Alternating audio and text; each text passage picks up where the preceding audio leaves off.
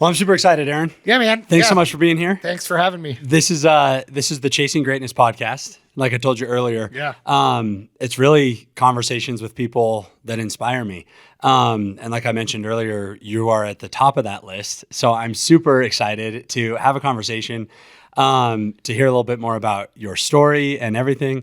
We were just talking off camera about, some of the realities of business ownership and parenthood and, survival and, all of that stuff. But I'm super excited. I think, probably where I want to start is I think your story especially is unique. And maybe it's because, we've kind of gone on similar journeys together, like parallel kind of paths. But like I was telling you earlier, I just think it's so cool. I knew you when you were a bartender, right? And then now here you are, this incredibly successful, father, business owner, really just like building a dynasty. And the transition from, that life journey is really what I'm excited to kind of unpack. So I'd love to hear, kind of tell me about that. I know that you went from bartending at the Lost Dog, which, wish that place was still around. Right. To real estate, then to Mountain Septic. I want to hear when those transitions happen or why, and kind of the, your path through it all. Yeah, well, and thanks. I'm flattered. Everything you just said. It's funny, to hear someone else say it. I'm proud of what I do, but when you're in the grind, and you're doing it, sometimes you got to step back and look at what you have accomplished. And, I didn't start at the Lost Dog. Originally I moved down here in 2002, went to Fort Lewis, and I sold shoes at Big Five. I didn't even own a tie, and I had to wear a tie. And so I went to the thrift store and bought like 100 ties. And so I could wear a different tie. And that progressed. I've worked at gas stations. I've sold, I've done the Durango Tango and worked whatever job I could, because Durango and the Four Corners is just such an amazing place to be. And when I fell in love with this area, it was like, what can I do? And then I met my now wife, and mother, both our two kids. She wanted to do the same thing. She managed to always have one job, but I'm like, whatever, I'll whore myself out to I need to pay the bills, and I want to make this work. So I ended up bartending. I started at Francisco's. I actually worked at Westside Tavern, formerly Solid Muldoon's, and then Francisco's, and then I moved to the Irish Embassy. That's where I met your wife. That's where we met. And that's where we first met. And then I was there like 4 years, and then I moved to the Lost Dog and was there for the last 2 years. It was in business. And and while I was there, I got Shark Tanked by Tina Miley and Tina and Tony, and they had Liz and I over for dinner, and they were like, you should get into real estate, and this is why, and this is how we're going to help you do it, and we think you're going to be great. And so I jumped into real estate, and I learned a lot. I learned that it's hard work. A lot of people think you get into real estate, and Nicole sells real estate, and it's just easy money, and that's not how it is. It can be. You pick that low-lying fruit. Sometimes you get a good deal. You sell your mom, your neighbor, your former boss a house. But as time progressed, it's hard living commission-based and raising a family. It was during real estate that we had our first child, Emma Jean, and then and then we had Sawyer 4 years later, and commission-based pay and raising a family, it's hard. You got to put everything out there and pretty much work all the time.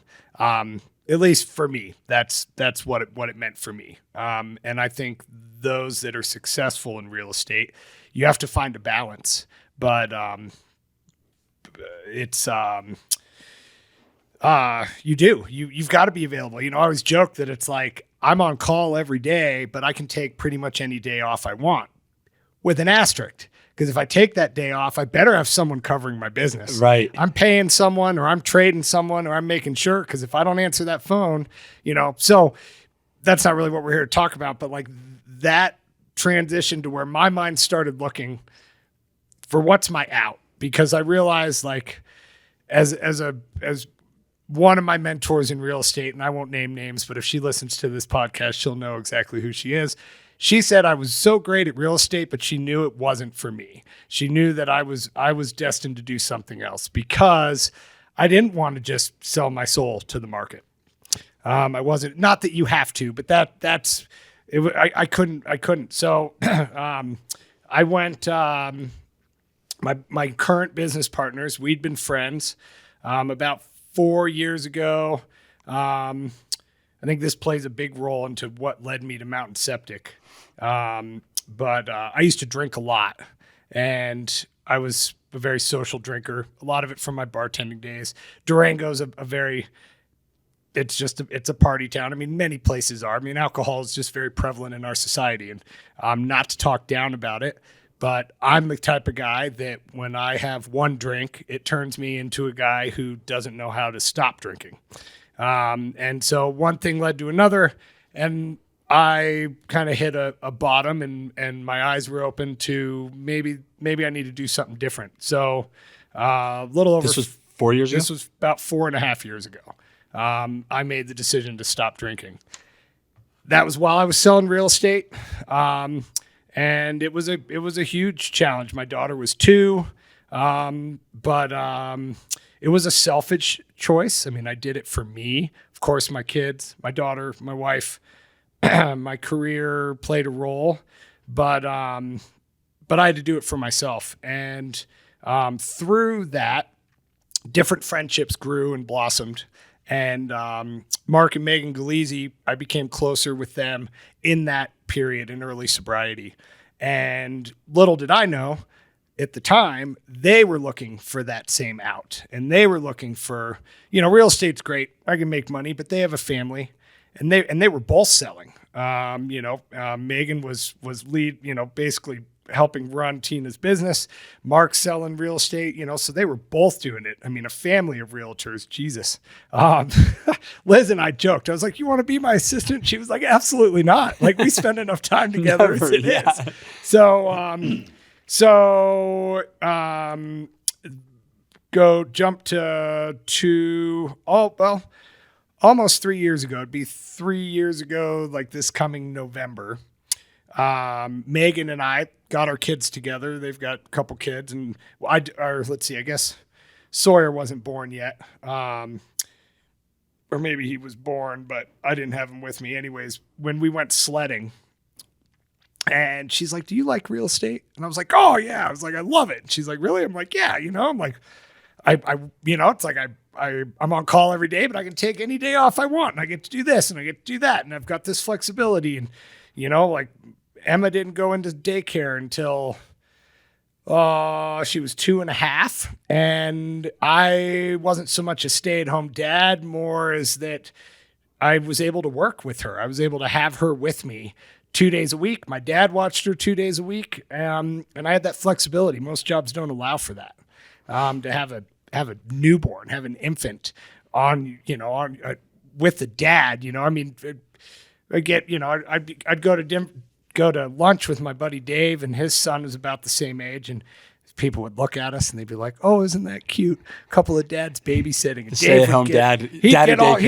He's like, no, it's actually called parenting, but it's not common for the dads to be the one with the babies.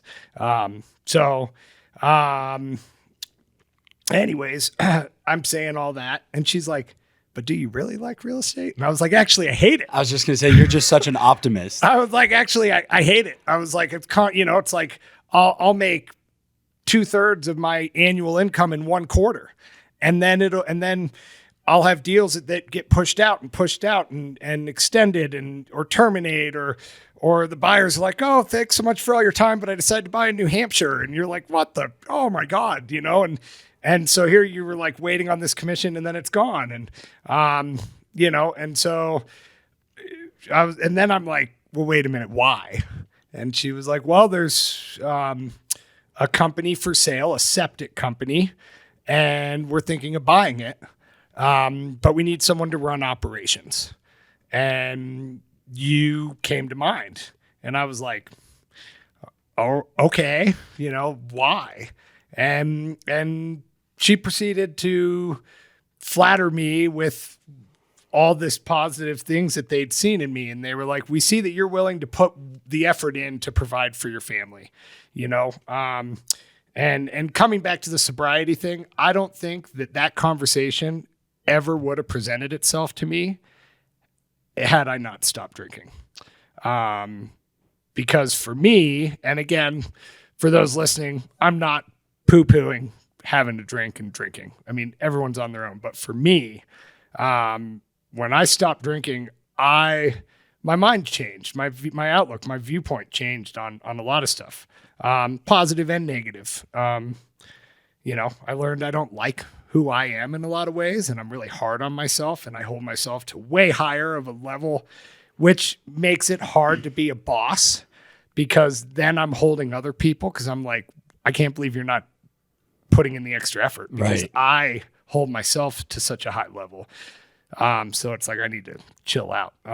So back to the story. So she tells me all this. She's like, when you sobered up, you needed to make money. You had a bunch of stuff change in your life. You went and started working nights at a gas station while you're selling real estate in a community where you know everybody, and you sit on the board of directors. And like, it was the most humbling and at times to me humiliating, as I'm working at a gas station and some top agent from another office comes in to buy gas and sees me, who's, the acting vice president of the DAR board of directors, and making decent money selling real estate, but not making enough money to survive in Durango. And it was really cool. Were you were working full-time nights and then daytime real estate? I was working like 3 night shifts a week at the Circle K, and then selling real estate 7 days a week. And sober. Which is, I think, really interesting because, I don't mean to cut you off. No, you're good. You're good. If you don't, I'm just going to talk. You mentioned something that I think is fascinating, talking about like sobriety and that there's pros and cons, like good things about it and bad things about it personally. Sure. So I'm actually today 63 days sober, right about. Good for you. When I started Ascent Digital, I didn't drink the whole first month. I did dry January. It was just like kind of like, let me rock and roll. I just want to be the best version of me I could be, type of thing. Sure. And then at the end of June was my 33rd birthday, and I just decided to take a break. I've never really had a problem with alcohol necessarily. Best way I could explain it would be, I never drank high volume, but I always drank high frequently. Sure. Like, 1 or 2 whiskeys a night. Sure. But, nightcaps and whatever. So now I'm like, 2.5 months into sobriety. So I'm a newbie. You're an expert. I'm a newbie. But it's interesting that you brought up like these traits, the good and the bad traits. You want to know something funny about, I've noticed that I'm sensitive. And it's so weird, man. Like I have to feel things now. And Nicole's going, no shit, man. Yeah.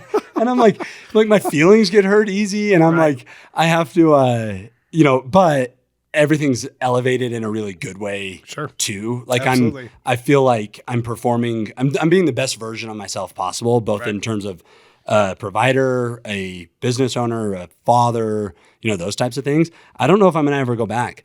And I didn't ever anticipate that. Like, I never even thought that I would like tell people that I'm sober, right? Or like that I quit drinking or whatever. But it has had such a huge impact in 2.5 short months that I'm almost now like proud of it. Right. Like excited to tell people that. So I just think it's so cool that you're 4.5 years sober and still had. I'm trying to think the best way to describe that, because I didn't know you worked nights at the Circle K. I think that's remarkable. Like, thanks. Well, I sure didn't. Well, it's indicative though of your character of like, I've got to be a dad and provide, and I'm going to do whatever it takes. Who cares what people think about me? Right. Like, I'm going to do it. And that's had to have been not only like like you mentioned, having a top producer from another office show up, right? But also like exhausting, like physically tiring. It was, and I'll always remember the one. I mean, I had several people, and a few of them. I mean, no one ever said anything.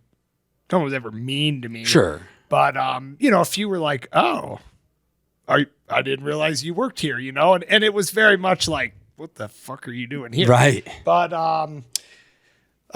the one in particular, I like felt the need to. I was like, "Oh God!" And I like felt all of a sudden I felt like I had to explain myself. And he stopped me and he was like, "What does it matter?" He's like, "It's good to see you, man. It's probably great networking."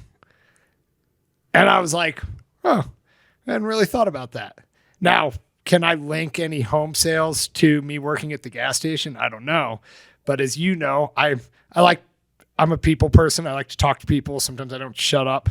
I'm very social. And so as humbling as it was fine, but it was exhausting. It was very exhausting. It's one of a few jobs that, of my career of jobs that I really didn't give much notice. And I was like, yeah, I'm done. Yeah. And they were fine. I mean, it was one of my coworkers, I kind of felt bad because I knew she pretty much kind of got the shaft on the shifts when I left. But at Circle K, it's a massive conglomerate corporation. They're fine. Right. And at the end of the day, it was a stopgap. It gave me, I needed, what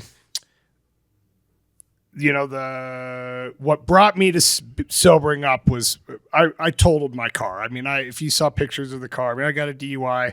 I shouldn't have walked away from this accident. I shouldn't be here right now. And no one else was hurt. No property was damaged but mine. And needless to say, well, PSA, don't drink and drive for many reasons, but it's very expensive. And so that was part of it. And it was like, I need money right now. And that allowed me to continue to provide for my family, and meet those goals, wear me out, burn the candle at both ends, and humble me to a level that, cause I was raised that, some people, I read this, I don't know if it was a meme or a cartoon or something a while back that was like, it's like a mom and her son, it's like two moms and their kid standing on the side of the road, and the garbage truck goes by, and the one mom looks at the kid and she was like, "This is why you need to go to school, so you don't have to be a garbage man when you grow up." And the other mom looks at her son and goes, "This is why you need to go to school, so you're not ignorant like that mom and think less of other people for the job they do." Yeah. And that's how I was raised. So, of course, I didn't want to work at the gas station. But whatever. It did it. So, so did you have a license? Driver's license? Yeah. I did. So not to get too deep into that, but, the way the series of events went that night, I didn't end up going to jail. They took me to detox, and they in turn did not take my license. So then I went through the paperwork with the Department of Revenue, Department of Motor Vehicles. They ended up revoking my license for a month, but it wasn't when I worked at the gas station. After the fact. It was just later in the process, and I actually was able to plan for it and structure. I had to do jail time for it, and so it was while I was in jail, and I had colleagues and coworkers, some of the best realtors in our community stepped up and were like, "How can I help you, Aaron?"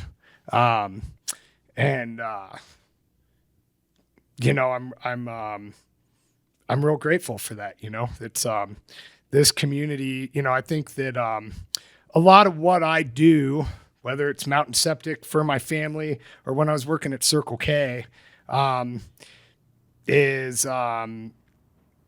it's, I don't know, we're all here, we're all in, it's like that, we're all in this together, and Durango is just such an amazing community, and I'm so fortunate to have so many great friends. And I've known you and Nicole long enough. I mean, when I think I think I got you a truckload of gravel for your wedding gift. Yeah.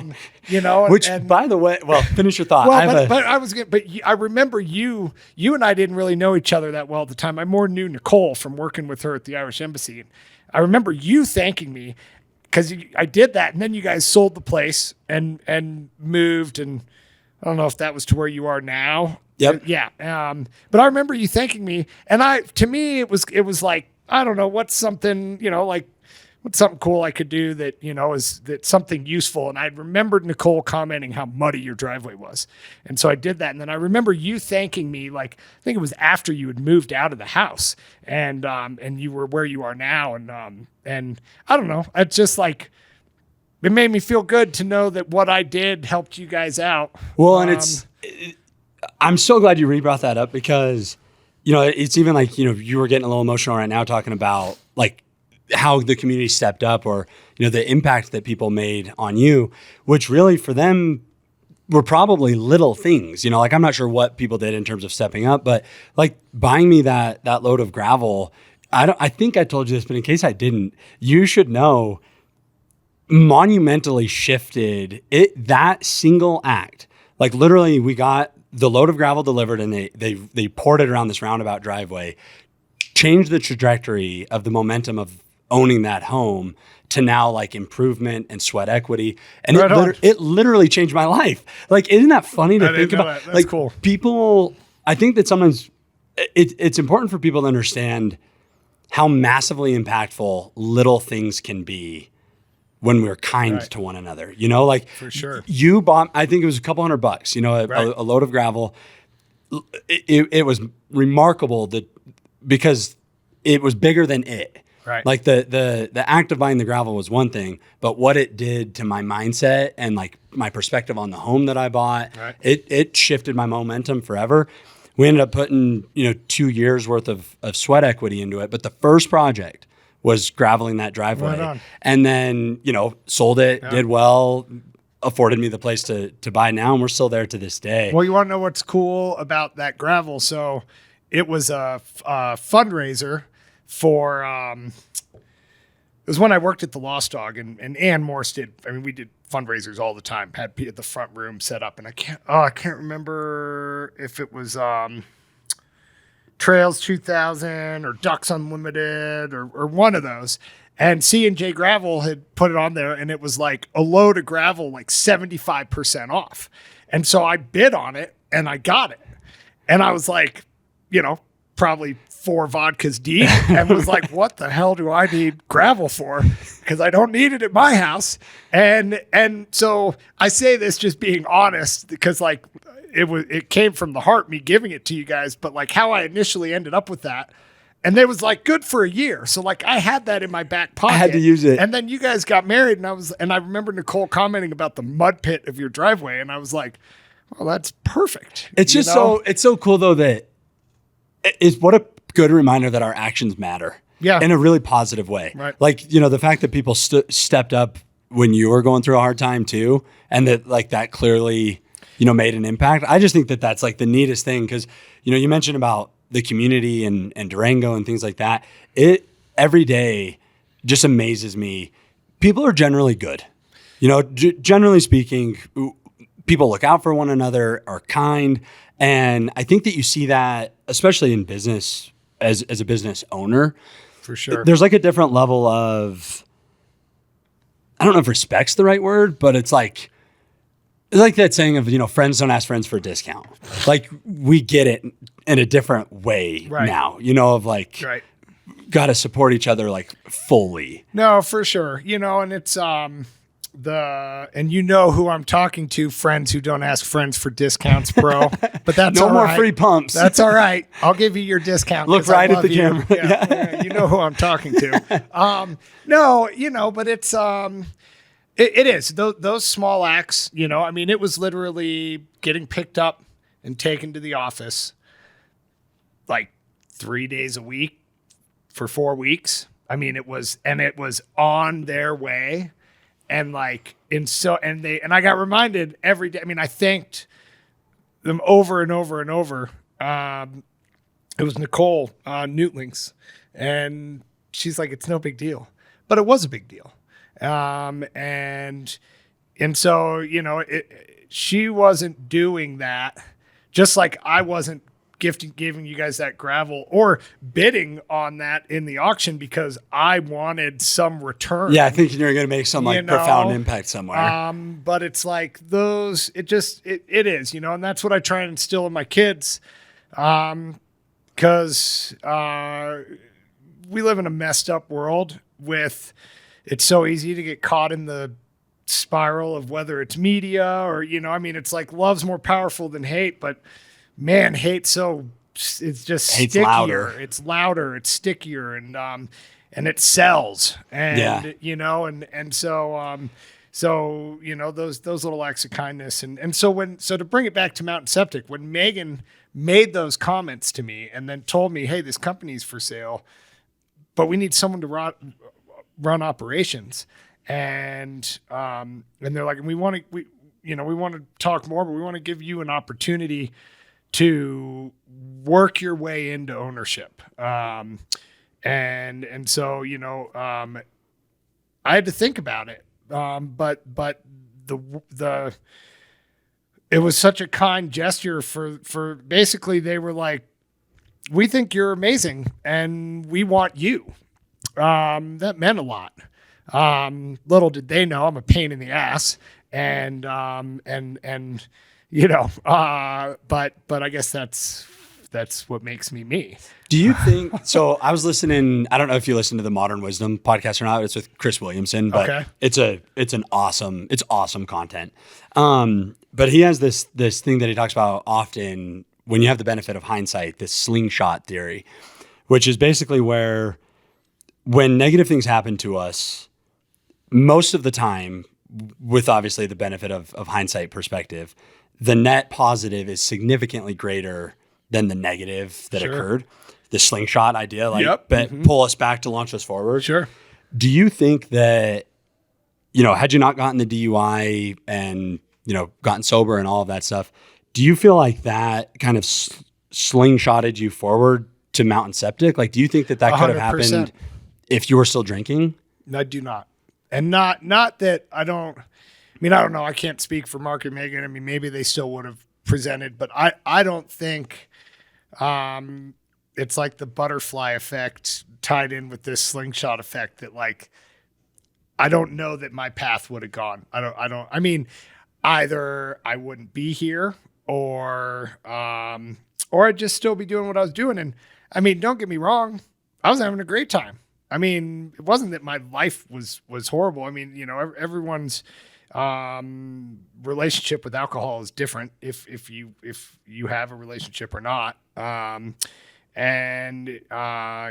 mine,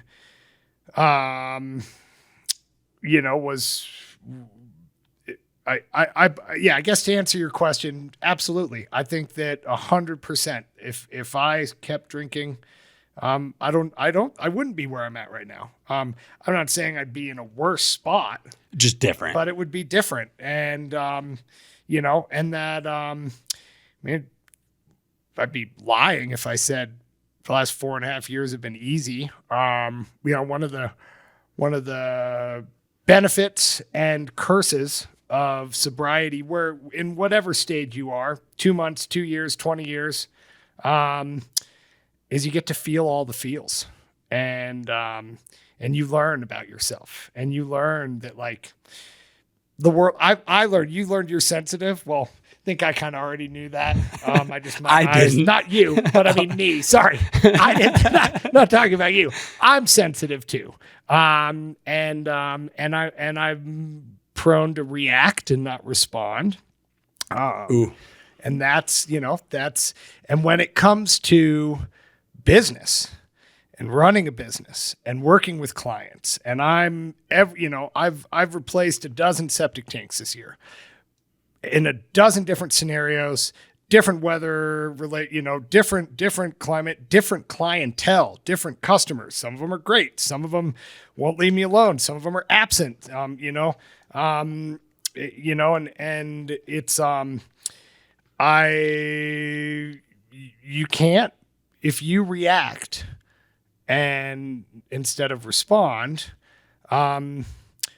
it's just not good for business. And so my biggest struggle, and I would hopefully my wife and Megan would agree that my biggest growth point is because what ended up happening with me is, so I'm so strong at work and I do my best to respond and not react and do my best. And then on the personal level, my friendship with Megan, my relationship with my wife, because we're so close, and Mark too, but Megan and I work more day to day, so that's why I'm saying Megan's name. But it's I end up reacting with them and not responding, and that's hard. That's hard to work with. And if you don't see it, you don't know what's going on. And then if you're just constantly being told, well, you're doing this wrong and this, well, you end up putting these walls up, and it's fucking hard. And it's exhausting. And I would like to say some of my biggest growth is really been looking inside and being like, am I actually mad at Liz or Megan or whoever it is? Or am I just exhausted? Am I tired? I'm hot. It was 140 degrees every day in July and I'm working outside and in Septic. And one of my best friends, Liz, I love her so much, is like, oh God, it was hot today. And I'm like, what? Are you joking? I'm like, you work inside, Well, that's all of a sudden I'm being an ass. And it's like, albeit maybe my feelings are justified, but like, she doesn't deserve me to be an ass. And I think there's a lot of people out there that don't know that side to me, but I the world frustrates me, and in turn I can be an ass. And I try so hard not to be. And if you, for any business relationship, you're going to work better with anyone, whether it's a colleague, a competitor, a client, a business partner, or just getting off of work from the day and coming home to your wife or your husband or your kids, to like check in with yourself and be like, okay, where am I at right now? And am I annoyed because I just came home and the dish rack is not stacked how I would stack it? Is that really why I'm annoyed? Or am I annoyed because I work sucked today, or work was hard, or it's bigger than that. And I'm, cause I get to feel, bringing it back, all the feels. Yeah. I lost my best friend 9 months ago. He died in front of my eyes, and, some days are just hard, and it's so easy to just be angry. But two things come to mind when I go down that path. One, I hear him be like, bro, is that really what you want? Like, is that really solving anything? And I hear him, but the other side of it is like, okay, feel those feels, acknowledge it, know that it's there, and then come back to the present. All right, I still got this job to do. Do I want to do it angry? Because that's no fun, So some days it's just, some days it's life. Some days are just hard. But has that been your primary emotion from the loss? Anger? Anger and loneliness. He was my closest friend. He knew me better than my wife. And Liz knows me really good. Yeah. And I think, I think a lot of, anger and loneliness for sure. I learned in sobriety that the world pisses me off, that I get annoyed very easily. And when Dave died,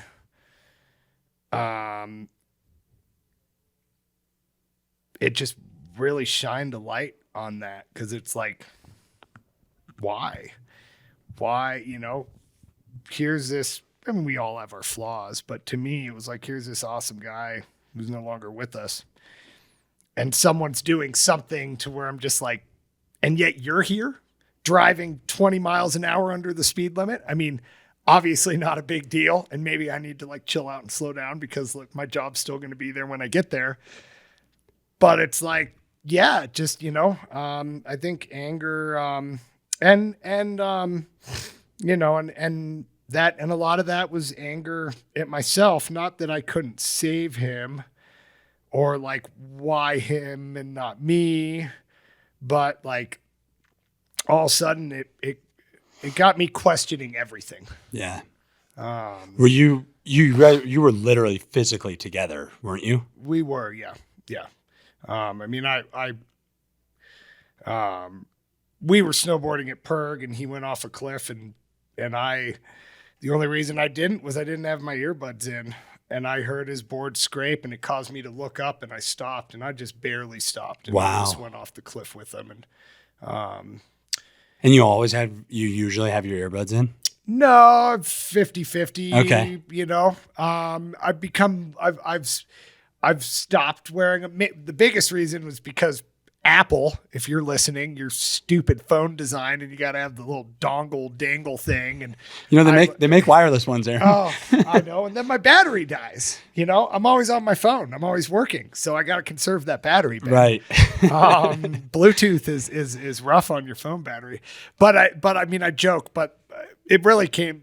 I've stopped wearing headphones a lot when I mountain bike, when I snowboard, because mainly because I just didn't have the right setup, and now, well, I mean, maybe it's, in a way, to me, it's like it allows me to be more present. Yeah. And I'd kind of been doing that anyways. I mean, the sound of a snowboard like cutting through fresh powder, and I'm like deaf. I can't hear, especially as Liz. Like I'm so deaf, but I can hear that, and it's like, in hearing like the wind and carving through the trees, and then all the crazy yahoos that are on the mountain, and all of a sudden you hear something. It's like, oh my god, and someone's flying down the hill. I mean, avoiding impacts with other skiers, and so did you?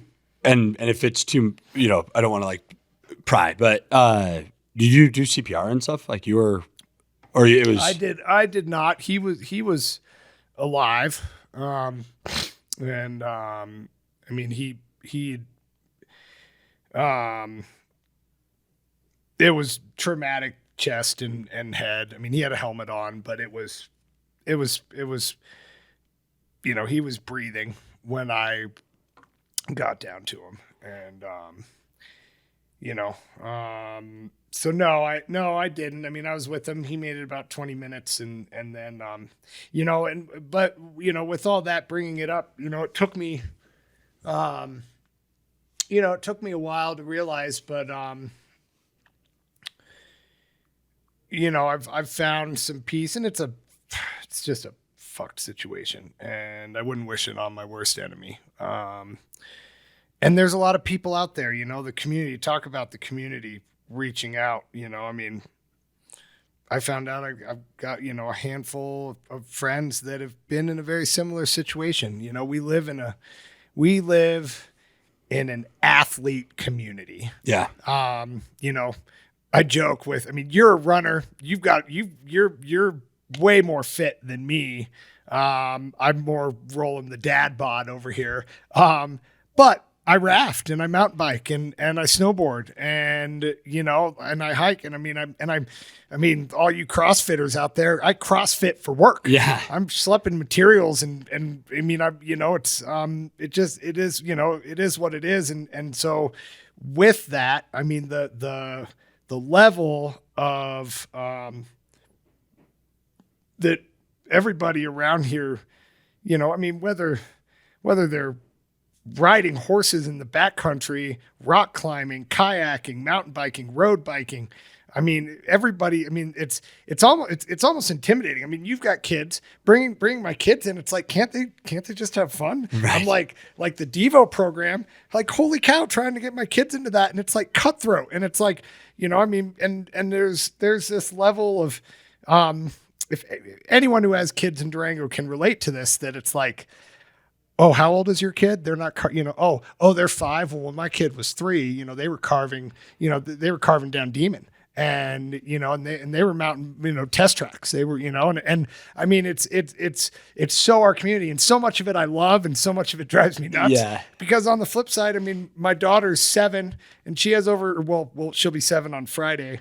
She has over 700 river miles under her belt. She's already learning to. Isn't her Instagram River Runner? River Runner M18. I mean, and so I'm guilty of it too, but it's because it's our community. So inevitably, when you're whatever sport it is, I mean, a lot of these sports are risky. I mean, I've Dave's the closest friend I've lost, but I've known at least 5 people that have passed, whether on the river, or backcountry skiing. And it sucks, and it's, and so, but that's the risk. It's, there's, I don't know. It's a risk. And it's like this dilemma, right? Of like, I don't know, the pros and cons of the lifestyle here in Durango. On the flip side of that, though, is like, we're living, like 100%. we're, you mentioned being present or whatever it is. And, I wrestle with that, and I find myself having anxiety creep up now. Sure. Because, every weekend there's a new story of I was telling you just today, like, right, there's another guy lost, all that stuff. But I do feel like it is facilitating a community of folks that are like all in a good way, sure, trying to live life to its fullest, find some balance. And we were talking about you camping with your kiddos this weekend, and stuff like that. Do you, and I want to get back to Mountain Septic after this, but was it challenging to stay sober after he passed? Absolutely, 100%. I mean, it just gave me chills. I thought if I'm gonna relapse, now's the time, and no one would judge you. And then I'd hear Dave, bro, you don't want to do that. I was with him that night when I got my DUI. Last drink I had was a shot of Patron with Dave at the Diamond Bell. And then I went and drove, and he tried to get me to not, and I was like, I got this. And he was like, whatever, cause I was like, dude, leave me alone. I'm doing my thing. And you're an adult. I'm an adult, and he was doing what he could do. And, but he was one of my biggest supporters, in sobriety, and I'm so fortunate that, I mean, I guess it's, for my struggles with thinking well of myself, I didn't lose many friends when I sobered up. I can count on 1, maybe 2 hands, and that's typically not the case. A lot of people, when they quit drinking, either they're not comfortable to hang out with everyone, and for me, for better or worse, it was like, I can't not be social. Like, I'm going to jump into something else. I'm going to, and it's a real common trait to, if you sober up, to fill that void with something else, sex, work, running, sports, whatever. And some are healthier than others. For me, you ask anyone who knows me well, I'm always doing something. It is so hard for me to stop, which is exhausting, but I mean, I've got a studio space. I paint watercolors. I love to cook. I'm active outdoors. I'm remodeling and working on my house constantly. I volunteer in the community. I sit on the board for Animas River Days. I volunteer for SOS snowboard outreach up at Perg. I'm as active as I can be in my kids' lives. And I work 50 hours a week, running a company with my business partners, and then I go camping on Labor Day weekend, and then driving home when it's just me and the kids, come downtown on Labor Day with a camper on my truck and like find a place to park and walk downtown and get them ice cream, and then like stop in and see friends at a couple shops downtown, and then go home and change the oil in my truck and sewer scope my sister's sewer before taking a shower and going to bed. Like, what is wrong with me? But, but it's like, some of it I love. And some of it is because that's me filling that void. At least you're shifting the energy though into like productive, healthy things, And I think that, even like the challenges of staying sober with such a significant loss or those things. Healthy like is a cautious word there, but yes. But it's productive. Productive for sure. Productive. But I do think that, those ideas of like having to feel it, I'm curious your perspective, like as miserable as it is to have to feel these things, would you trade it? Like, would you rather not feel it, or would you rather feel it and know that like you're experiencing all of life? When Dave died, my relationship with my wife managed to crumble. My relationship with my business partners managed to crumble. All of a sudden, health issues started popping up. I'd had like a couple trips to the ER trying to figure out what was going on with me. My finances, all of a sudden, everything was catching up with me of shit I hadn't taken care of from years ago. My relationship with my dad went down the tubes. My sister and I, who were really close, our relationship struggled. And jumping into a bottle or just simply ending it were daily thoughts for me.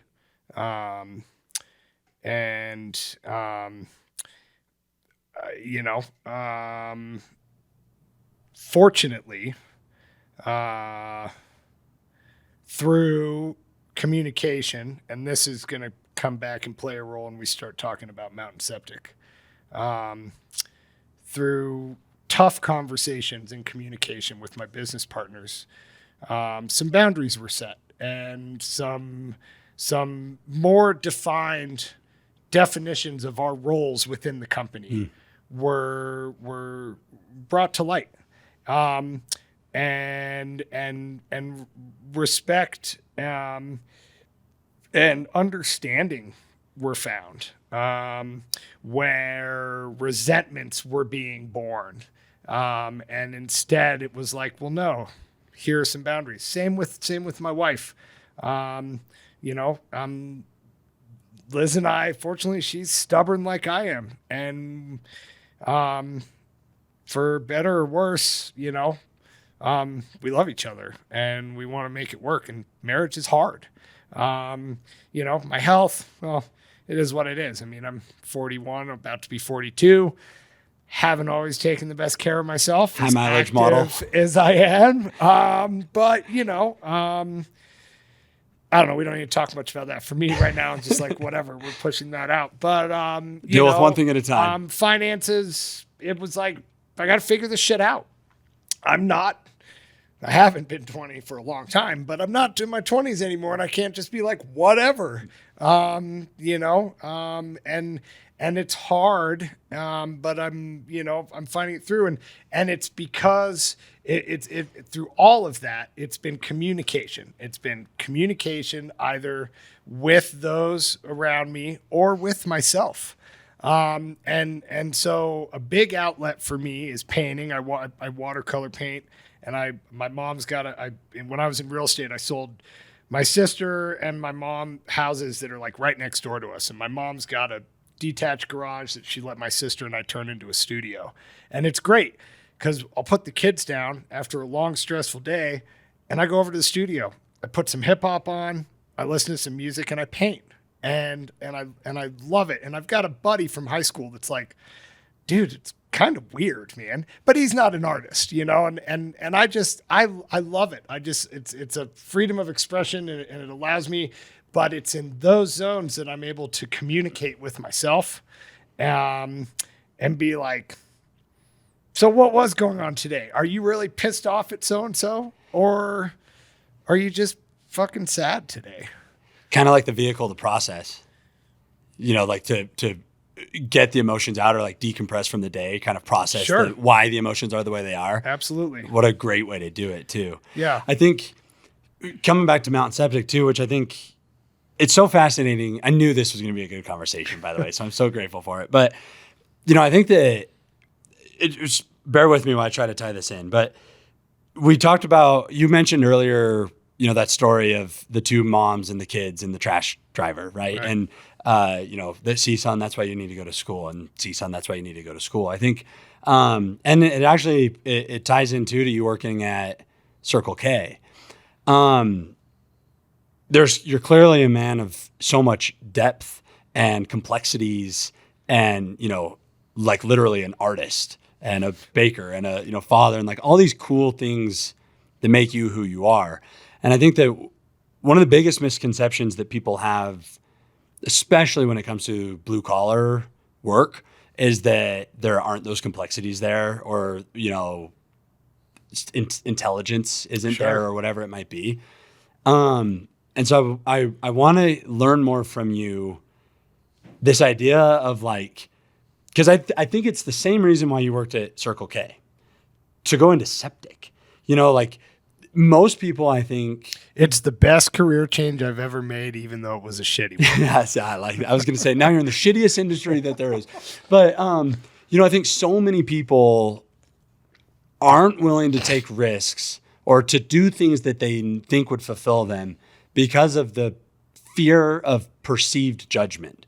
Like, I don't want to go into septic because people will think I'm, you know, because people look down on me, or I don't want to work at Circle K because of, you know, how that might look. And I think it holds a lot of people back from their dreams. Like, we're experiencing right now a tremendous shortage in skilled labor. Oh, you know? For sure. And so I want to hear, you know, first of all, why septic? And I also want to hear kind of your perspective on that, of like, because my guess would be, and don't say anything specific, but that you're making way more money than you ever made, way more success than you've ever had. You're obviously like working really hard, but I can see the business thriving, you know, at least from, you know, and I know there's realities there, but at least from, you know, what I've seen, it seems like the business has grown a ton. I mean, I see these new clean, shiny septic trucks and like all these things that you guys are doing right.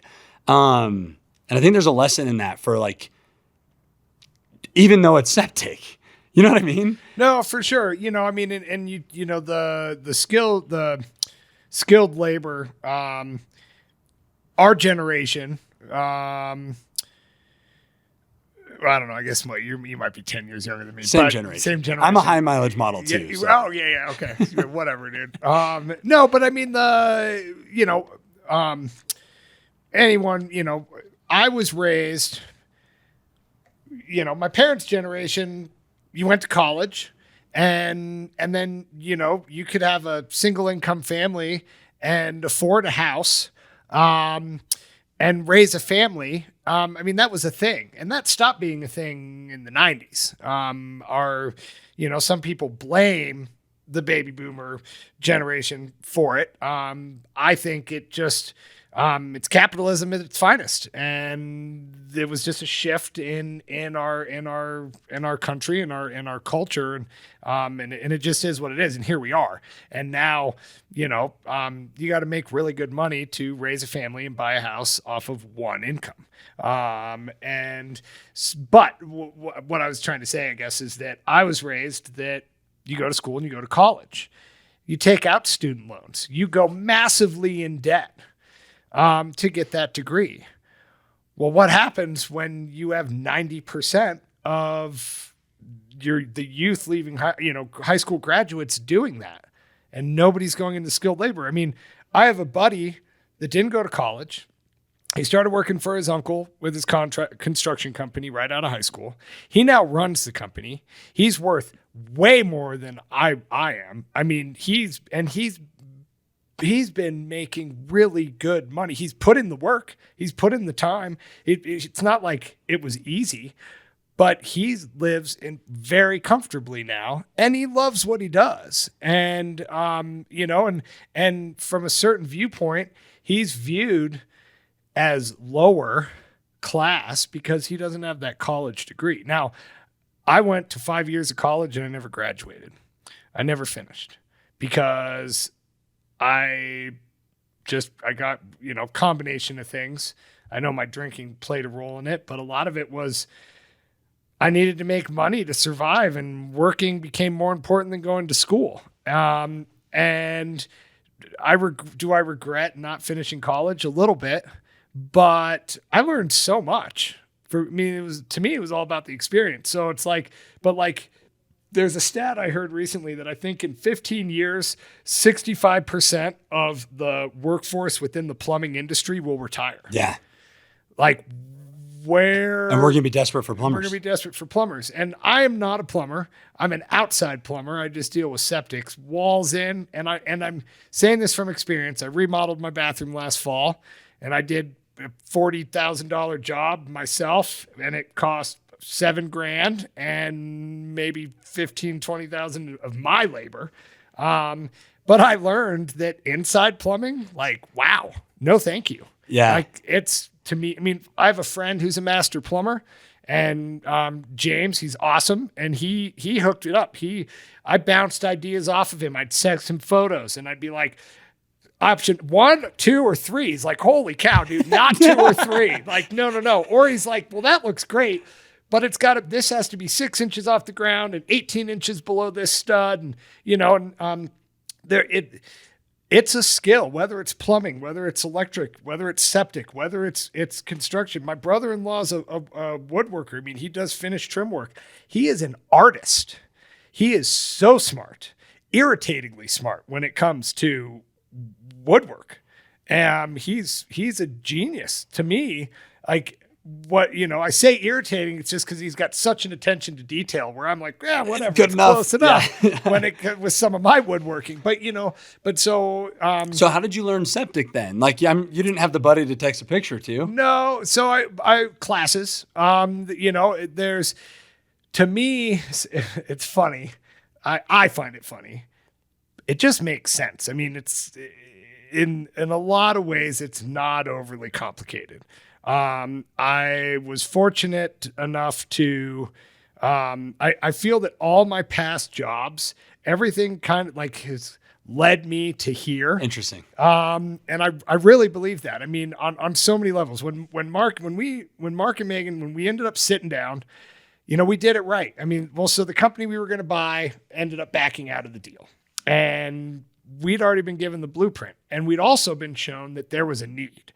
So we were in real estate, and La Plata County changed regulations to where pretty much all of the country east of the Mississippi or east of Nebraska has been doing this for 40 years. But, you're required to inspect and pump your septic system when there's a transfer of title, when a home sells. So we're in real estate. This comes down the pike in 2019. We got to call an inspector. So we find an inspector. They come and inspect it. Cool. Now you have to go and pump it. So now we got to call another company. So we call a company. No one was doing both. And then we got to deal with the health department.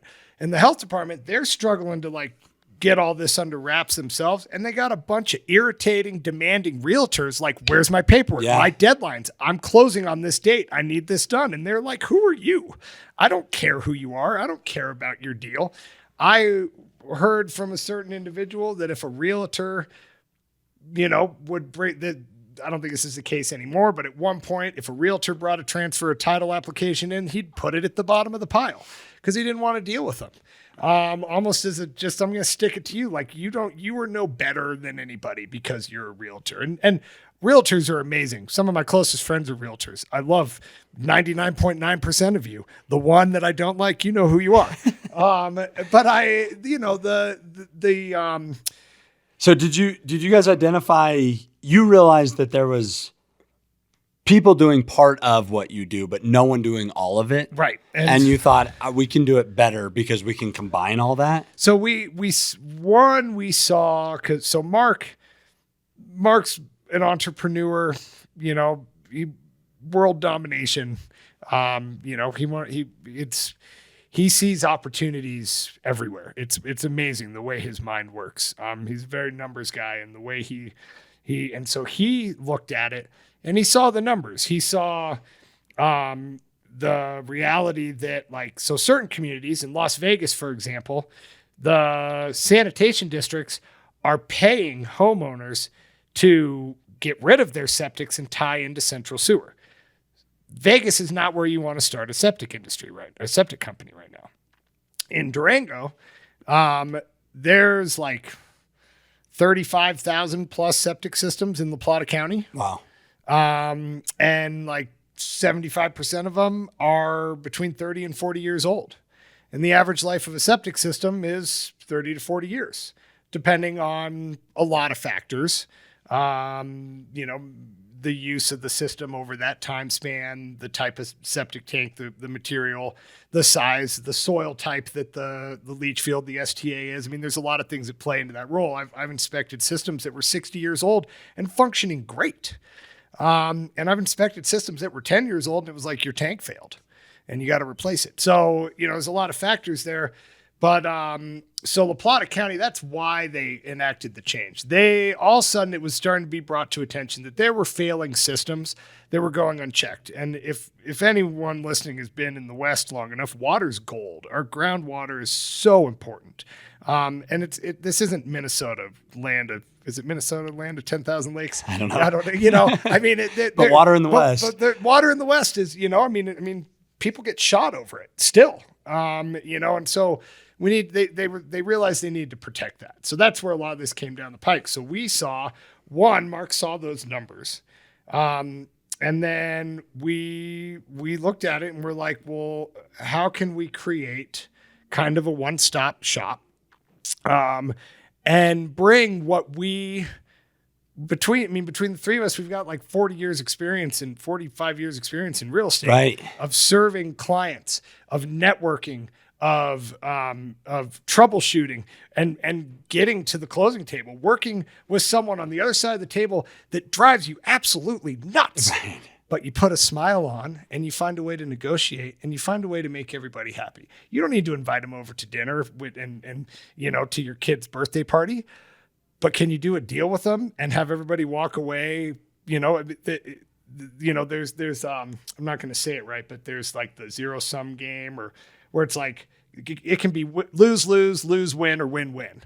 And, and so how can this negotiation work out that? So we took that and we saw that. And then Mark and Megan saw with me, they're like, you love talking to people. And they're like, we don't want to be the face of the company. Megan is so involved in every daily action because she does all of our booking and scheduling and 90% of the work with the health department.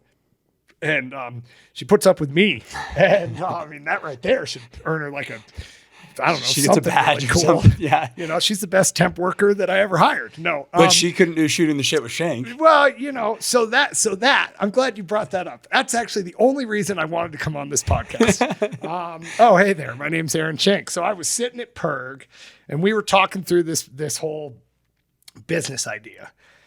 And I'm texting. And so I do a voice text and I was just like, oh, hey there. My name's Aaron Schenk. You may remember me from certain roles as vice president of the DAR board of directors, serving gas at Circle K, pouring your drinks at the Lost Dog. I'm now your septic, specialist. And it kind of evolved from there. And so much, there's a saying, there's a philosophy, if you want to call it that, in real estate, that if you stay within someone's flow, and so that's why, especially in Durango, people who aren't really even your closest friends, when they find out you're getting divorced, you're having a kid, you're getting married, your parents are retiring and thinking of moving to Durango, all of a sudden they're in your life. Well, imagine that. They're a realtor, and they see a business opportunity. And there's so many realtors. There's 427 realtors in Durango Area Association of Realtors. there's a lot of competition. There's the 80-20 rule. I mean, 20% are doing 80% of the business. However, it's hard. So you want to stay in that flow. And so we brought that to the septic industry. And so it's like Ball Septic, for example, has been in business for over 50 years. The original people who started Ball have not owned it for 20 years or so. But there's a lot of people that are like, well, that's who they used because that's who they've always used. So you had to kind of interrupt or disrupt, and there's, Superior Septic and Durango Septic and Southwest Septic. And you got LePew over in Montezuma County. People use who they're going to use.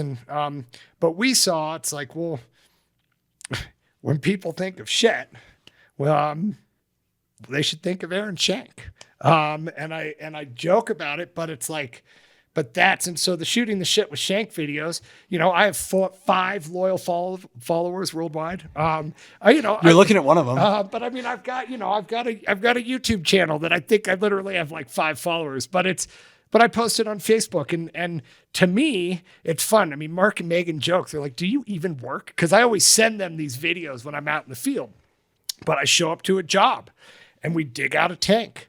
And what's over the access to the tank but a sprinkler line?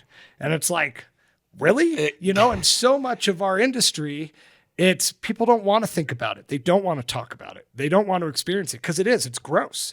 And it's like taboo to talk about. Everybody poops, and so it's like, oh, I don't know. And then you couple that with the growth that Durango and La Plata County has seen.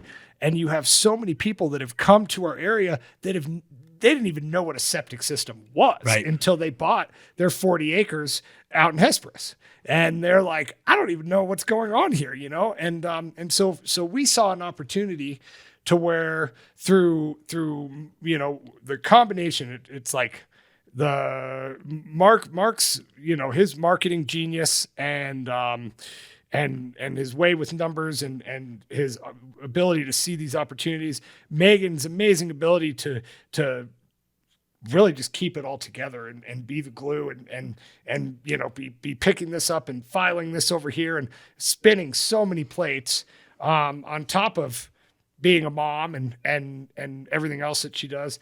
And then my ability to just understand it. I mean, to understand how it works. I mean, so you asked me, I don't have a buddy that just taught me septic. Well, I took classes. I mean, they were predominantly online courses, but a lot of it for whatever reason, I don't know why, it just made sense. It clicked. Yeah. And then as jobs came along, I was like, oh, I don't know the answer to that, but I've got that friend that I used to bartend with at Francisco's, or there's that client of mine that I sold him that house, 15 years ago, or, whatever. And to me, I'm like, I'm going to reach out and I'm going to ask and just constant education, in real estate, you're constantly having to take CE credits and stay educated and learn, what's new with contracts and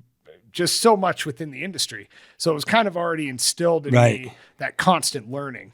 And so, I have a laundry list of certification. Well, not all certifications, but there's a couple certifications and things that I just want to learn this winter if I have downtime. Because it's I want to be your trusted advisor within the septic industry. Yeah. And if I don't know the answer or I don't have the ability, I mean, I've had jobs where, we joke, fake it till you make it. Maybe I was doing a little bit of faking, thinking not so much faking, but like taking on more because I was learning I was accelerated learning. And I great example. I had a job. I was doing all of it. I was running the excavator. It was before we had met up with we've got 2 excavators that work for us now and work with us. And before we had met with them, I was running the excavator. I'm installing the system. It was, and literally doing all of it. Doing all of it. And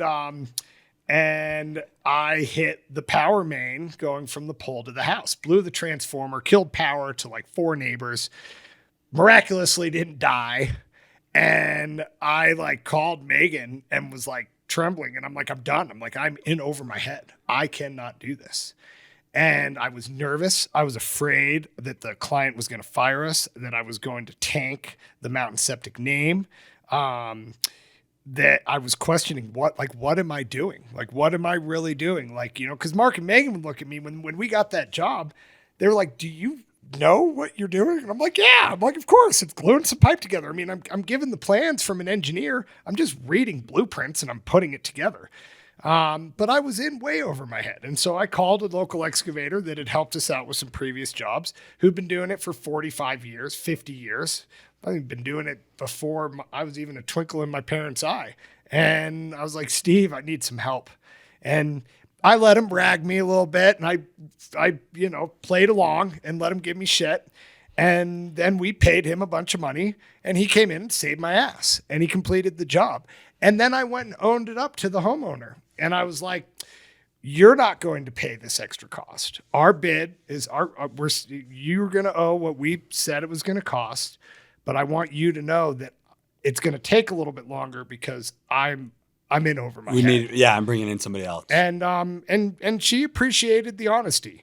I mean, I don't know deep down what she thinks of me, but at the end, we got a good review from her, and she respected the fact. She was like, you know, you owned up to the fact that you're in over your head, and you found someone to do the job. Now looking back, I'd smoke that job and wouldn't look back. I mean, it'd be great, but at the time, and you know, like my good friend Michael Jordan used to always say, he wasn't the greatest, and made all those baskets. He was, you know, the greatest basketball player ever. Yeah, that's right, better than LeBron, but because he made all the shots, it's because of all the ones he missed. Yeah. I mean, that's where you learn. I mean, and so the growth that you've seen, that we've seen with Mountain Septic, is a lot of it is we've taken a risk, we've taken a leap, we've had a lot of firsts. You know, we had in the first 2 years of business, so in 18 months, we hit our 6-year financial goal. Wow. Which brought me into equal partnership. And, you know, and we structured it to where, you know, either over 6 years or once we hit certain financial goals that I would earn ownership in the company. And through the three of us, and then eventually some staff and employees that we've hired on, I mean, huge help. I mean, they've been a huge part of our success, of course. We couldn't have done it without them. Because we can only be so many places at once. It allowed us, and we met those goals. But with that, it shifted and altered and tested Mark and Megan and I's friendships, on so many levels. We have made plenty of mistakes. We've spent money in places where we were like, well, that was stupid. We try really hard to, inevitably you share in your failures, but to share in your successes. Yeah. Which is harder actually than sharing in your failures. It's so hard.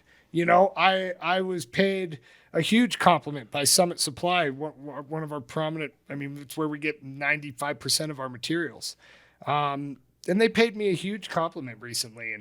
And I immediately called Mark and Megan because I'm the one that they deal with. I'm the one that's in there buying the parts. I mean, you know, they see Mark and Megan occasionally.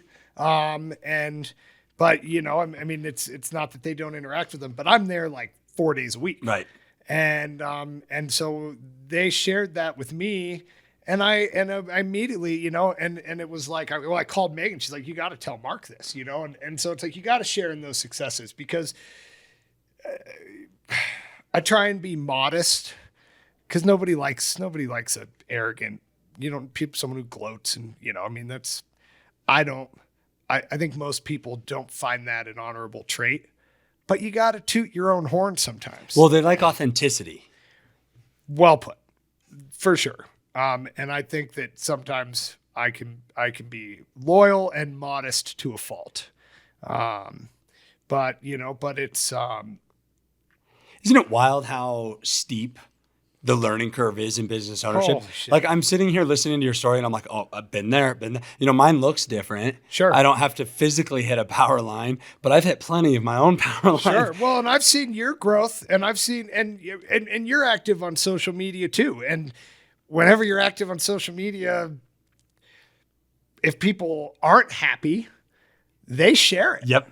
And then it's this like, so people it's just media in general. People hear what they want to hear. And, you know, and, you know, there's a couple individuals that when we started the company, I mean, even my mom, and Mom, I love you. And you are my biggest supporter. She looked at me and said, you know, Aaron, just remember, it's okay if this doesn't work out. Yeah. And like, what a mom thing to say. That is, yeah. Like, thanks, Mom. You know, like at the time it made me mad. It lit this fire that it was like, well, I am definitely going to prove you wrong then. Right. But it also was good to know that if it doesn't work out, well, my mom's still going to love me. But, you know, at least we have that. At least right? we have that. Yeah. But I mean, but there were a couple realtors that were like, do not work with Mountain Septic. They're going to steal your clients. Because they thought you were going to be doing more of the real estate stuff. Doing more of the real estate stuff. I thought I was going to do both. And within 6 months, I was like, yeah, right. I can't do both. There's no way I could do both. Yeah. And I started referring all my clientele out in real estate because I was like, you don't want to work with me. And of course, 2021 would have been my banner year in real estate. And I was stepping into the president position role on the DAR board. I was going to be traveling the country. Like everything I'd worked so hard for in real estate was finally, I was getting repeat business and referrals. All of it was paying off. And to bring it back to, you had commented earlier, the social perception of what, like, really, you're going to work with a septic company? A septic company? That was one thing my mom said. So who did I call? Well, I talked to Liz, of course, my wife. But then I called my mom, and I was like, I don't know what to do. And she helped me weigh all those options. And she was like, the money you're probably going to take a pay cut at first, but you will inevitably, very likely make more. And this and that. But one thing she said, she was like, but then there's that public perception. And I was like, well, a lot of the public holds realtors just a step above lawyers. Maybe worse than septic. And I joke, but it's, it's like, it's, to a degree, it's true. And, because there's a public, not everyone thinks this, of course, but there is a viewpoint that like, oh, you go into real estate. It's like, you've seen those pictures where it's like, what my mom thinks I do, what society thinks I do. It's like what my mom thinks I do, I'm sitting at a desk at a computer. And what society thinks I'm doing, I'm swimming in a pool full of cash. And what I'm really doing, and it's like a picture of Charlie from Always in Philadelphia or whatever. And there's like all this stuff. Problem solving. Like problem solving, and it's Always Sunny in Philadelphia, whatever that show is. But, the public perception and what I realized, within the industry, there's a joke that it's like, oh God, how can you do it? Like you smell that every day. It's like, I just smell money. Right. To a degree, I do smell money, but really, I actually don't smell anything. I could eat my lunch next to an open septic tank, and I do on a regular basis. Has that always been the case, or you gotten used to it? Oh, the brain, it flips a switch. If I smell your septic, it's bad. I just don't smell it because you've done it enough. It's just the brain has a way of just, it turns it off. I don't know. It just if I stick my nose down into a tank and I take a big breath and be like, oh my God, that's fucking gross. But I walk up and it's like, sure, I smell it, but it just doesn't have the same, now today, about half an hour before I got here, I was replacing a cistern but there's a sewer line running over the top of the cistern, and we were demoing the old cistern. We're putting in a new one. And we're trying really hard to not disrupt this sewer line. We're putting the new tank in where the sewer line doesn't go on top of their drinking water source, which would make sense. But we ended up having to cut the line. Well, come to find out, that line was backed up. And as I cut it, effluent, poop water, starts spraying out of the pipe. Not onto me, fortunately. My excavator about threw up in the hole he was digging. And to me, it was gross, but it was like... Another day at the office? Whatever. People are like, oh my God, like, how can you can't eat foods with your hands. I'm like, well, I wash my hands and I have sanitizer and I wear gloves in certain instances that, it's, there's a level of, I've also slept in the dirt and slept in jail. And like, there's certain things that I guess I can tolerate a little more. But the public perception piece, I realized like, that's such a small part of it. And if I'll use you as an example, but if you were like, wow, Aaron, and you chose to like judge me or look at me as a lesser person because of it, well, then I'm better off not hanging around you. Yeah. But you know what's great? When your septic backs up, I'm going to come and pump it and you're going to gladly pay me. A big check. I mean, and so it's I just think it's so important for people to hear, like, and I think because really so many people, I think, get held back from their dreams because of what they think people will think of them. Absolutely. And who cares? My dad told me one time, I'll never forget it. I was in middle school and I was getting bullied and I was all insecure or whatever. And we were driving and my dad told me, you'll care a lot less what people think of you when you realize how little they do. You're not on their mind at all. So true. That's so true. And it's like so freeing to realize that, and I just think that, and I think one of the coolest things about watching your journey too, especially with Mountain Septic, has been the fact that you've taken this great personality and applied it to a septic business. Like I remember forever ago watching your real estate YouTube content marketing videos. Right. I even told you like, dude, keep that up. Like right. Consistency matters. And, now I see that transition into the septic business with this shooting the shit with Schenk, YouTube series. And you're at like, you got to be creeping up to episode 200 Well, you know what I just now? realized? Holiday weekend threw me off. Today's Tuesday, and I didn't post my shooting the shit with Schenk video. Well, here's your accountability check. But how many episodes have you done? I think today would be 122. Yeah. And it's been once a week since April 1st of 2021. It's unbelievable. With the occasional bonus feature on a Friday or a random day where I have fun. But like I have fun with it, and it is. I mean, one of the biggest compliments. So if anyone that's on Good Morning America is listening to this podcast, that really is my goal with these videos. Is I want to be on Good Morning America. I don't know who watches that show. I'll make sure to tag them when I post the podcast. Please do. No, but it's like I want to be interviewed for it. I don't know. I just think it was like I don't know.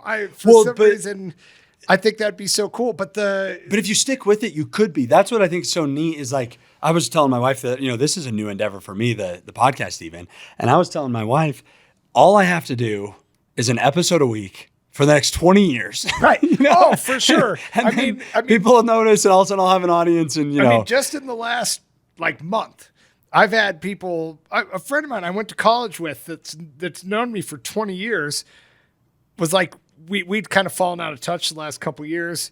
And we talked on Friday night and he's like, wait, what? You're doing what? I'm like, well, here. And so I send him a couple videos and he's laughing and he's making fun of me. He's like, this is amazing. He's like, I'm going to share and market and spread the word. And, and they're, they're silly and probably 2/3 or 3/4 of them are actually educational. But it's, you've watched them, but it's like a lot of it is, coming back to like one of our, kind of goal or I wanted to say mantra, but that's not the right word. pieces of Mountain Septic, it's all about education. And what I was saying earlier, nobody wants to talk about it. Nobody, but a lot of it, it's like, if I can troubleshoot, if you and Nicole were having an issue with your septic, well, of course, I want you to pay me to come out and fix it. But to be totally honest, I'm so busy. If I could spend 15 minutes on the phone with you through a little bit of education, allow you to solve the problem yourself, I'd rather do that. I'd rather educate you and let you know, because to me, there's nothing more empowering than to be able to do it myself. I mean, you got to ask for help sometimes, and being able to allow yourself to rely on other people is great. But like, I try and teach, especially my daughter right now, this. Like, she gets so upset when she brings all her toys down from her room, and then it's like, put them all back. And she's like, I want you to help me. I'm like, but I didn't help you bringing them down, and I'm walking that fine line of being an asshole dad. Cause she is only 6, she'll be 7 on Friday, but like, it's a balance. And so then I talk to her, and some people laugh, like, you're talking to your 7-year-old like this, but I talk to her. I'm like, look, like, you have to be able to rely on yourself. It is so empowering, and to follow your dreams, not be afraid of what other people are going to think. You should be afraid of what you're going to think about yourself and what you're doing. Are you really proud of yourself? Are you really okay with whatever it is that you're doing? Because if you're okay with it, that's what's important. Yeah. And then like, not that. And so I'll help her because because you're still a dad. Because I'm still a dad. But I try and teach her. I'm like, there may be a day where, there will be a day where you're not living with us, and you're going to have to put this stuff away on your own. And there might not be, and there might be instances where, I knew how to change a tire on a car, like, way before I could legally drive a car. And that's my goal, and I have friends who are amazing, smart individuals, but they don't know their way around a hammer. Right. And that's fine. They have skills that I don't. So it's not a judgment, but to me, there's power. And so if I can give you the education, and I can show you a couple things without necessarily undermining my business. Sure. I think that's empowering. Well, you'll end up with clients for life. And that's one of the things, it's been fun to watch, because obviously I do marketing professionally. I've got a degree in it. I've worked with hundreds of, small businesses all over the country. And I tell people all the time, especially when it comes to social media and content marketing, selling is no longer an option. We have basically 3 choices. We can either educate, entertain, or inspire. And that's what's been so fun to watch you with Mountain Septic, is this idea of like doing exactly that. You're educating and entertaining and inspiring in a lot of ways, by the way. Thanks. But in an authentic way. And I think it's been so fun for me to see. I've got this idea where, because I've seen it firsthand with my transition out of corporate world into business ownership, and opportunities where I've gotten to like lean into my personality. But basically this idea of we have to go where we're celebrated, not where we're tolerated. And for some of us, right, we have to create that, Sure. like we just have to build it. Sure. And that's what's been fun for me to watch, is like, you've leaned into this personality while also running a septic business. And it kind of comes back into this whole, it's actually kind of interesting now that I'm trying to articulate it, but a lot of the sort of themes that we've had conversations about, with like having to feel our emotions and like being vulnerable and, these things, being the face of the business as well. It's a tough spot to be in, because you are in a lot of ways the brand. Like, you guys did so many things right with the branding that you built, the strong web presence, even just having the clean trucks. I mean, right. It was clear. We wash our trucks every week. We used That's to do unique. It, but we've got a guy. Well, and part of it was, I won't name any names, but we saw some of our competitors, and you're like, that's gross. Well, yeah, what we do is gross. But like, so I always remember my grandfather. I was a kid. He lived in Houston, and this guy comes walking up to the front door, and he tried to sell. He was like raking leaves or doing work on a neighbor's property. And my grandparents lived in kind of an affluent neighborhood off Memorial in Houston. And this guy comes over, and my grandfather's, talking to him, and the guy leaves, and my mom was like, "What was that about?" He's like, "Oh, well, he was offering, his work." And she's like, "You're talking to him for a while." It's like, well, I let him know a few things, the work that you do is dirty, but if you're going to try and sell yourself, you need to at least be presentable.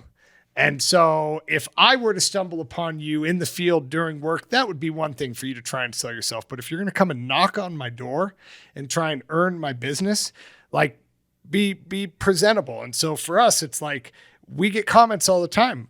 Our shiny, clean trucks come rolling onto the property. Do they get dirty? Absolutely.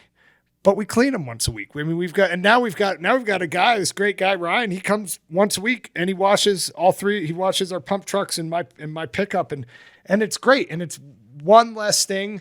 I don't have to have my guys do it. For the longest time, we had them do it. And it's like end of their work week. They just want to go home. Yeah. And it's I bet Ryan's making a killing too. You got to wash the truck. Yeah. But that's what's like, those are those difference makers that are so significant. And I'm so glad you're talking about them because, back to one of my dadisms, one of the things that my dad always taught me, but the difference between good and great is that much. And he would always, he gestures to his fingers, and no one's willing to do that much. Washing the trucks, no big deal. Huge impact. Right. Huge impact. Everybody has noticed it.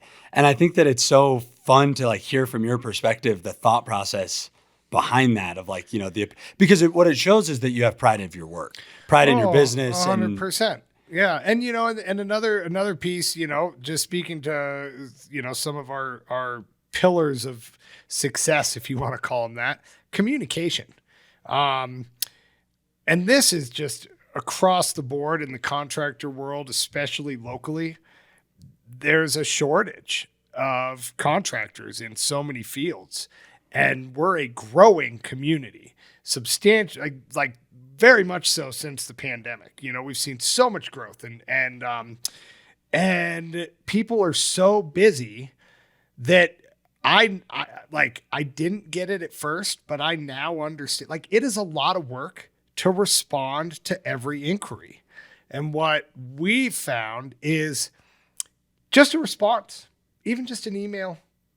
It really doesn't take much, just answering the phones. And I've been on jobs.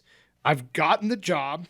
I'm there with so they call on a Monday and we answer the phone, and then we book the job. I'm there the following Monday working on their property with the customer client standing right there. Phone rings.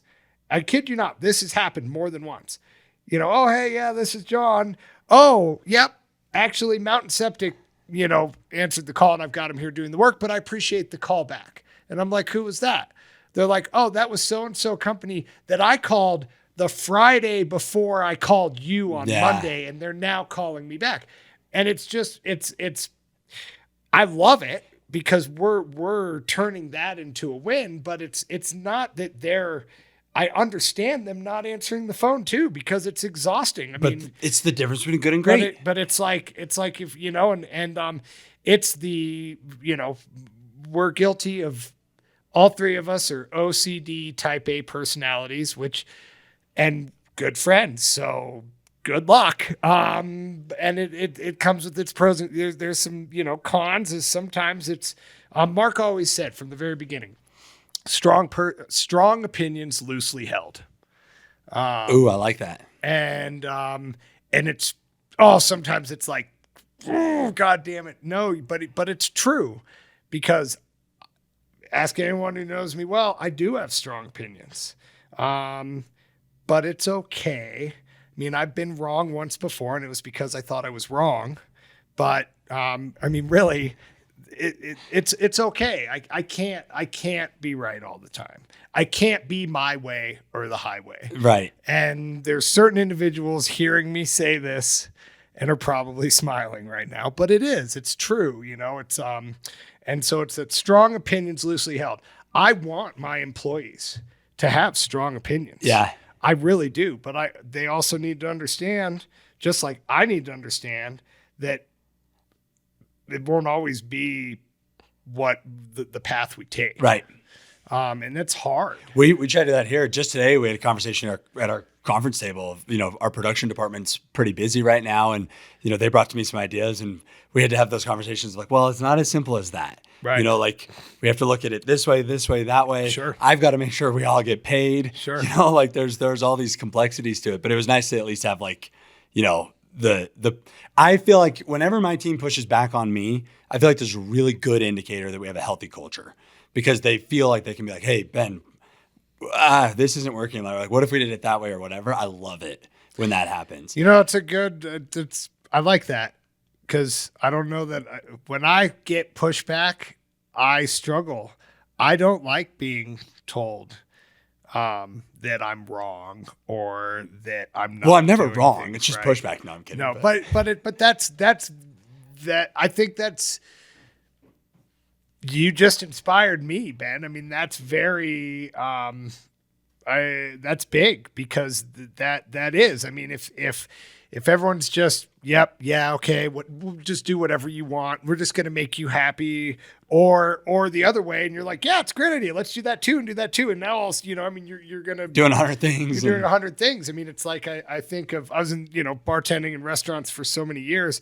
And back when, what was the name of the show? But Gordon Ramsay, and back when it was like in England, like the original show, and he'd go into these restaurants, and he's like, what is going on here? You have 4,000 items on your menu. Like, no wonder you're going under. Your kitchen is flooded because you have so much. And I think it's so real in business. You start taking all these ideas, and trust me, we've had those conversations. The squirrel syndrome. And whether it's Mark, usually it's Mark or I.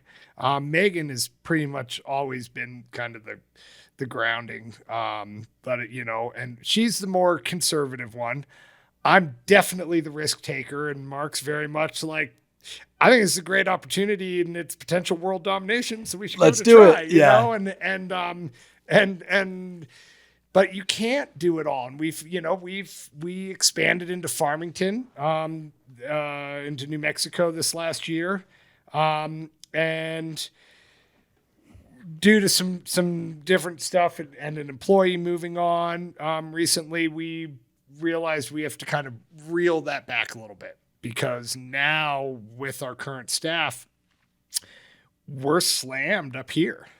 It's not that we're not working in Farmington. It's not that we're not going to continue that business, but you have to be conscious of focus. Yeah. Of where your focus is at. And I think that we work sometimes I feel I sometimes put too much energy into it, but it's like, where is my focus? And remembering that, like, to be present with my kids, to be, you and Nicole, you're a double income, 3 kids, double income, 2 kids, both of you work full time.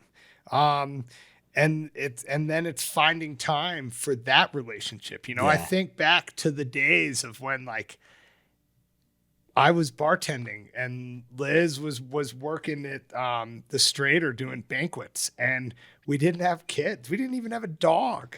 And it was like, we'd have a day off. And like, I mean, it just was so different. And now it's like, oh my God, I got some time. Like, sweet, I'm going to go to the studio. She's going to go read a book. My mom has the kids, but it's like remembering to be there and like, where's your focus? And I don't know. It's, I feel that Mountain Septic has grown, and what Mark and Megan and I, and our staff, our crew, what we've experienced is, in the last 2.5 years is a lot of people.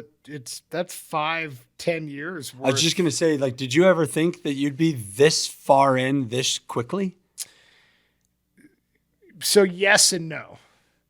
I believed in Mountain Septic, and I believed that the 3 of us, like, we're only as strong as our sum, or whatever that's. The sum of its parts is greater than its whole. Yeah. And that together, I mean, I from day one, and I knew, I mean, I think we had some misconceptions on when we were going to, like, cause we had a lot of upfront investment. Yeah. Like, those pump trucks are, they're $250,000 trucks that, we make payments on. I mean, it's, And, you know, and if they're not rolling, if their wheels aren't turning, they're costing us money, you know? And so it's finding that balance. But I always believe from before, when we still thought we were going to buy the other company, before they backed out and we started our own, I knew we were going to be successful. I believed in my heart we were going to be successful. It was like when my mom made that comment and was like, you know, it's okay if it doesn't work out.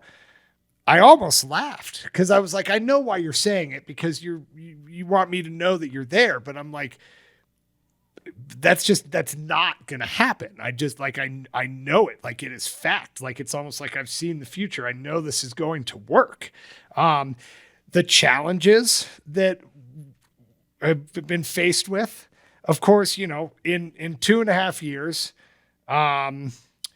I've had the most growth in not only has the company grown, but my relationship with my wife. I lost my best friend, you know, so many challenges. And it's like, it's, I don't know if it gets easier with time is the right way to say it, but it's just all part of it. I don't know. I'm learning. It's like, I don't know. It's worth it. It's like having children. It's the greatest challenge I've ever accepted, and I wouldn't change it for the world, even though they drive me absolutely bonkers sometimes. The joy they bring me is so worth it. And it's like this business. I mean, even before I had ownership, and it created some tough conversations because I wasn't so much overstepping my bounds as I wasn't an owner yet. I've always been treated as an owner from day one, but I wasn't. But that's my commitment to this company and to our idea and to our vision, and that it doesn't need to be a shitty job. It doesn't. And I love, any job has its days, and some days are frustrating. I just finished an install that I hope I never have to talk about again. It challenged me mentally, physically, emotionally. It had me questioning what I'm doing here. I mean, it was really, really hard. But the growth that I got from that, what I learned from that, is priceless. And I love that. And it made this weekend with my family in the mountains and today on a different job that much better. Cause it's like, sweet. All right. What's the new challenge? What's the next hurdle we got to jump over? Oh, that wasn't that bad. Homeowners that are like, oh my God, like you really need to come out here. This, you know, and I probably come off as arrogant sometimes. So I'm like, well, it's not really that big of a deal. And they're like, but it's backing up and there's like shit pooling in my yard. And like, God, I'm like, oh, it's not a big deal. We get our jetter over here and we're going to shove it down this hole and run some water down there and pump it out and boom, you're fixed. And get it done. Just get it done. And it comes back to that mindset of all these challenges, whether it's through sobriety, losing Dave, working, being married, working within relationships, friendships with business partners, with family members, raising kids, whatever it is. It's like, well, I get to feel all the feels. Do I want to work through this angry, or do I want to find a way through it? And some things in the last 8-9 months I've learned, I'm like, I guess I don't really need that in my life anymore. Or I don't, you know, or I don't, or I've drawn some lines in the sand in certain relationships. I question everything now. And it's good. It's scary sometimes, but it's good. I question everything where I'm like, why? Like I've caught myself responding, like going into old habits and responding in certain relationships a certain way. And then I get off the phone and I'm like, why did I say that? I don't feel that way. Right. You know? So I don't know. And all of this I feel is, this job, it's like, if you had told me when I was working at the Lost Dog that this is what I was going to be doing, I would have laughed you out of the bar. But I love it. And there are certain people that reach out to me all the time that ask me different questions. And if I don't know the answer, then I learn about it and I educate myself. And maybe that education is, that's not for me. Maybe that education is, that's not something we need to be doing.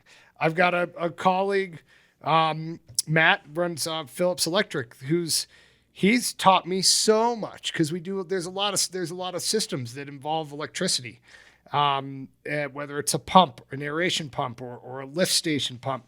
And there's certain things and work and stuff that needs to be done, and they are slammed. They are so busy, and we send them a lot of business, and we've got a great working relationship. And there have been times where he's like, "Dude, you can do this," and he pays it forward.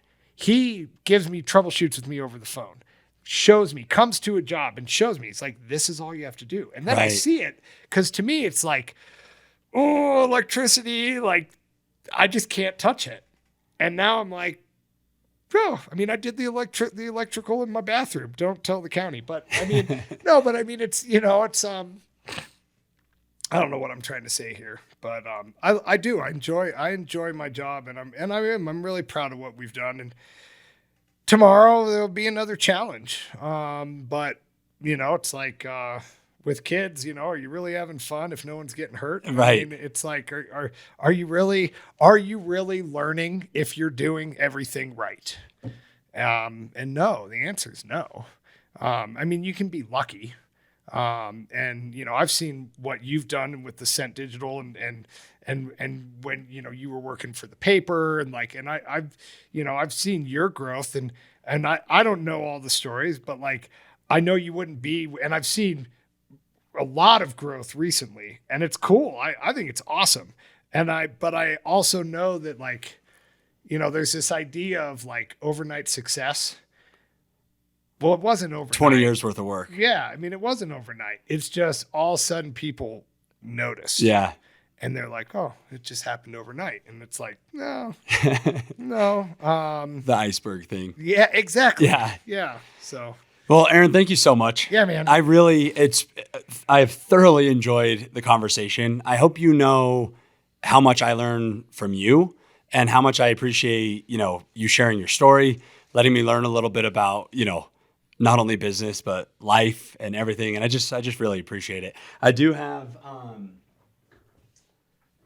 an Inspire by Example shirt right on for you. Sweet. Because you inspire me. Cool. And Thanks, I just love watching you win. It's a triple XL. Yeah.